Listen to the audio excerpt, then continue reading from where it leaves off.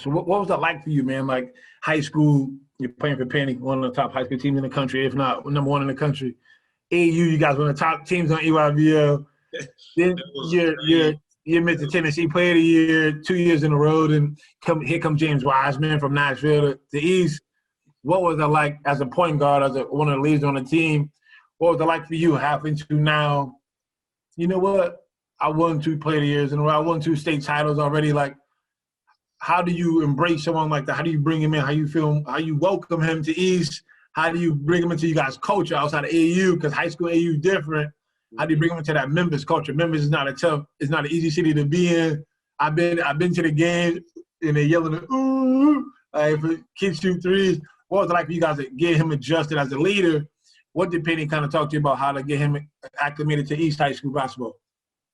Man, that whole entire like high school run, middle school run, like all that, it was like a movie. It was just like everything's just going right at the right time, all the time, every time. Man, I just thank God for those situations and for the opportunities that I had, because what I did and what me and Coach Penny did, it wasn't easy at all.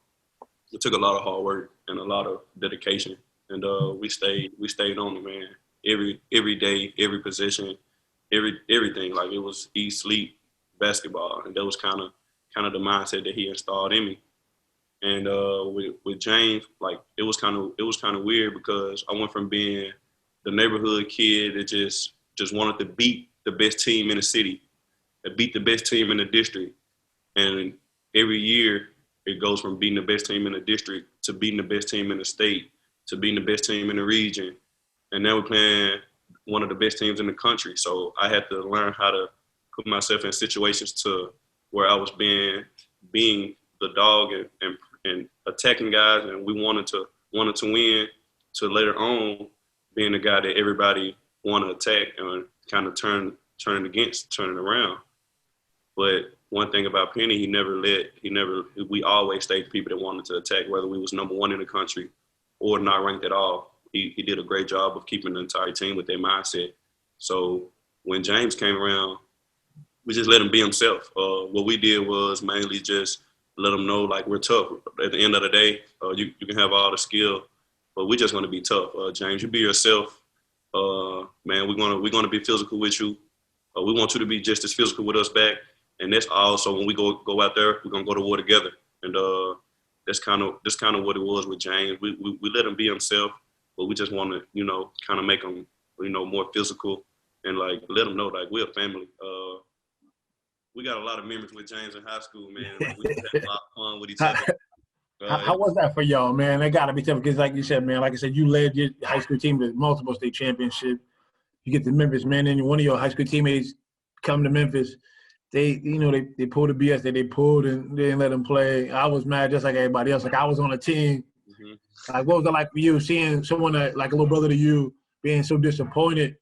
And, Penny kept all you guys upbeat. That had to be a tough situation. Just not as a team, but just for you personally, Malcolm personally, Penny, because you guys all had just such a tight bond. Like, like I talked to Penny about it earlier when I had him on the pod, and he just said, like, it sucked because the kid did nothing wrong. You know what I mean? Like, and they made a decision, and, I think, as a team, it hurt the program, because you guys did very well anyways, but he would obviously help tremendously. And you guys alone, you and him alone, had that connection. And you've seen it in games when he played, that you guys just had a connection that you couldn't teach. So what was it like for you missing that, even though Precious was a huge piece and the other guys stepped up, but missing one of your main guys? Like, what was that like? And it was a season changer. Just because James just made a lot of things 100 times easier, especially for a point guard, and especially for a guy like him, his caliber, his athleticism, his hunger, his determination, and he always going to finish strong every time.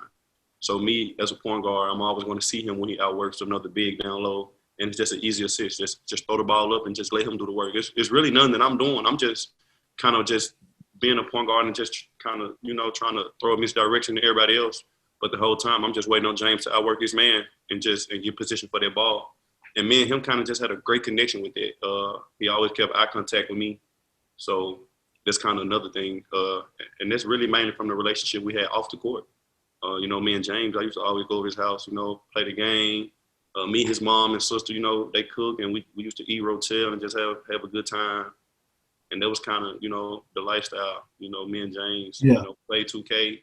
So the relationship off the court kind of, you know, I feel like that's a big thing because it does make the connection better on the court also.